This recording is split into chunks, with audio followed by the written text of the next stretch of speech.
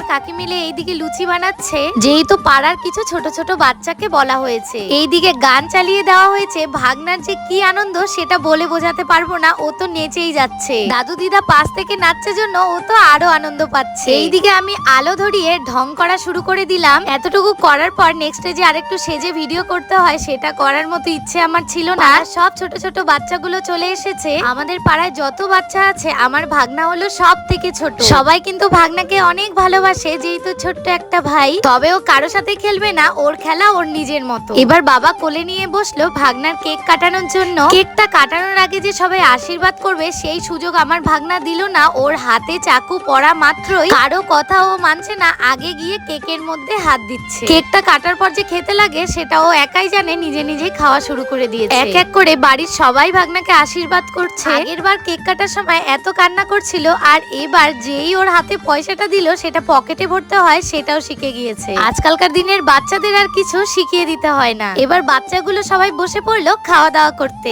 ভাগনার জন্মদিনের ব্লগটা এখানেই শেষ করলাম।